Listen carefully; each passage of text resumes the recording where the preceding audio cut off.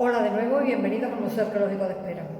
Vamos a empezar con la tercera visita virtual de esta serie que estamos llamando El Museo Entra en Casa, y vamos a hablar de la segunda parte del mundo funerario romano.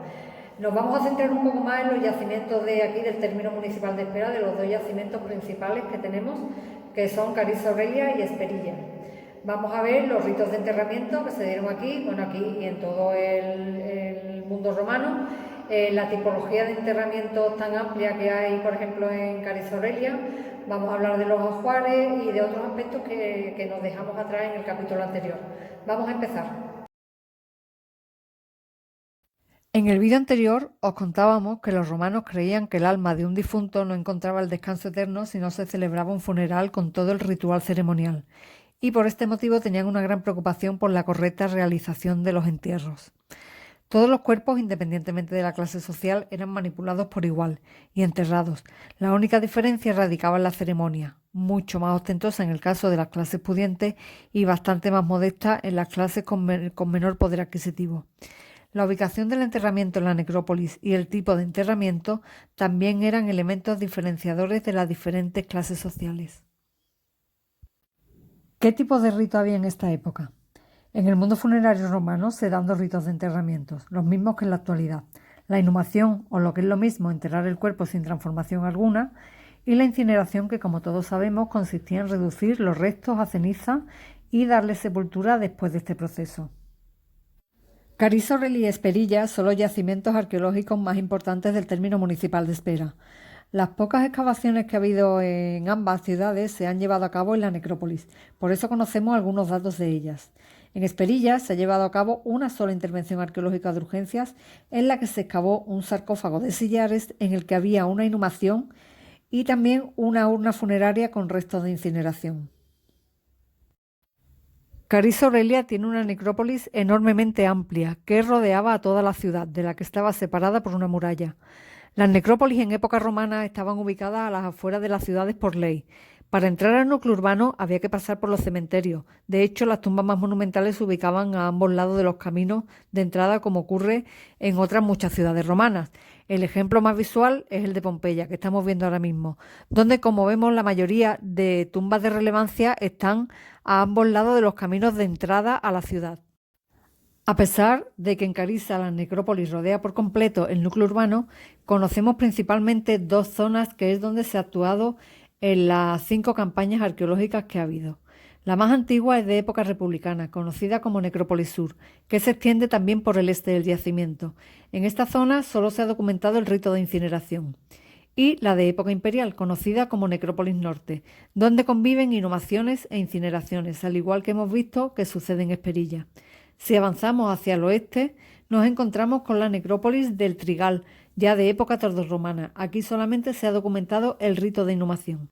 Así pues, vemos que en Carissa Aurelia, en época republicana, solamente encontramos el rito de incineración. En época imperial hay una convivencia de los dos ritos de enterramiento, y en época tardorromana nada más que encontramos ritos de inhumación.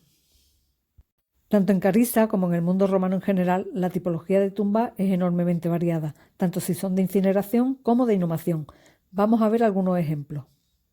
El tipo más abundante y llamativo de enterramientos en Carissa, en la necrópolis sur, son los hipogeos o tumbas excavadas en la roca. En su interior encontramos a veces lóculi o nichos para depositar las urnas de incineración o un banco adosado donde se depositaban estas. La incineración se llevaba a cabo en otro lugar cercano llamado Ustrinum. Destaca un conjunto hipogeico monumental ubicado en el camino sur de entrada a la ciudad. Está formado por 3 cuerpos de nichos que en su interior tienen sitio para varias urnas. Además, tiene excavado en el centro un pozo ritual de poca profundidad. Otro tipo de enterramientos son las tumbas de planta de cruz griega excavadas en el suelo y que tenían 4 brazos del mismo tamaño. También hay fosas excavadas simples y en su interior se depositaba la urna, tumbas de mampostería con cubierta de sillares, cubierta de tegulados agua, horizontal, etc. Las urnas de incineración podían ser de vidrio, de piedra, de cerámica, de plomo, etc. Había un amplio catálogo donde elegir. En la necrópolis norte conviven los dos ritos de enterramiento y la variedad de tumbas es bastante grande. En cuanto a las incineraciones, encontramos de fosa simple, doble fosa con cubierta de ladrillo, cubierta de tégulas a dos aguas, construcciones de ladrillo a modo de caja o cista, incineraciones múltiples, columbarios, etc. En cuanto a las inhumaciones, también las hay de fosa simple, rectangular, irregular, antropomorfa, etc. Las cubiertas podían ser de piedra, de ladrillo, de tégula a dos aguas, plana, en fin, hay una gran variedad. En la necrópolis norte destaca un mausoleo en el camino de entrada a la ciudad. Ya hemos indicado que estos enterramientos funerarios se ubicaban a ambos lados de los caminos de entrada. Este mausoleo tenía en su interior 4 tumbas de incineración y 4 de inhumación.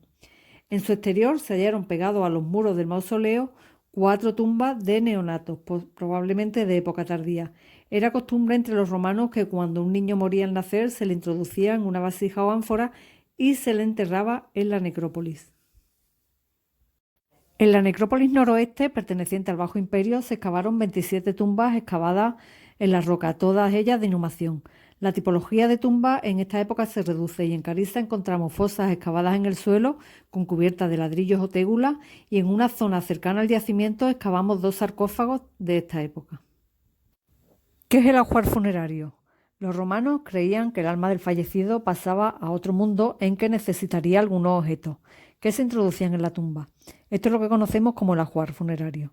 Normalmente se introducían ungüentarios, lucernas, joyas, objetos de adorno personal, peines, etc. En este enterramiento de incineración de la necrópolis norte de Carissa Aurelia encontramos este ajuar compuesto por ungüentarios de vidrio, de cerámica, lucernas con decoración de hojas de laurel, de helecho, vasitos con asa, sin asa, con decoración lunular. Esta vasija de vidrio de paredes muy finas, una pequeña paleta o agitador de ungüentarios y aparece también este mango de pluma, de hueso y un tintero. En muchas ocasiones se introducían como parte del ajuar funerario elementos que tenían que ver con la vida profesional de la persona allí enterrada. No sabemos si este es el caso, pero sí que aparecen estos 2 elementos tan poco frecuentes como el mango de una pluma y un tintero. En el Bajo Imperio, cuando se abandona el rito de incineración, desaparece la costumbre de depositar ajuar funerario. Estos sarcófagos del Museo Arqueológico de Espera son de esta época y en ellos no encontramos ningún tipo de ajuar. En Carissa y Esperilla, a lo largo de los años, han ido apareciendo esculturas funerarias de tradición ibérica. El problema es que están totalmente descontextualizadas porque, aunque han aparecido en la zona de necrópolis de ambos yacimientos, no se ha hallado ninguna in situ, lo que hace que desconozcamos los enterramientos a los que se asociaban. Evidentemente, serían tumbas de carácter monumental pertenecientes a la clase pudiente.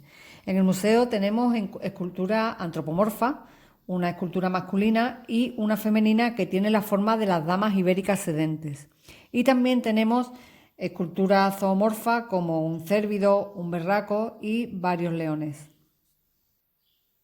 Buena parte de estos leones están apoyados sobre los cuartos traseros y tienen la garra apoyada sobre la cabeza de un herbívoro. En este caso, sobre la cabeza de un carnero. Aquí se ve el cuerno. En este otro caso, el león, la escultura de león, tiene la garra apoyada sobre la cabeza de un ternero. Esta es la cabeza, la oreja, se ve perfectamente. Este tipo de escultura en los sepulcros, aparte de la decorativa, tenía para los romanos una función apotropaica, es decir, que aleja el mal y atrae el bien. No sabemos cómo serían las tumbas a las que pertenecían estas esculturas. En el Museo Arqueológico de Madrid está expuesto el monumento funerario Turriforme de Pozomoro de Albacete. Como podemos ver en la imagen, este tiene un león en cada una de las esquinas. Pudiera ser un ejemplo de cómo esta escultura formaba parte de los enterramientos en las necrópolis de Carissa Aurelia y Esperilla. Espero que os hayan gustado estos vídeos sobre el mundo funerario romano.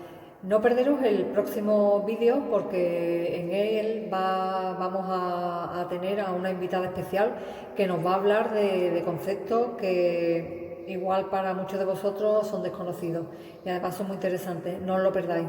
Hasta luego.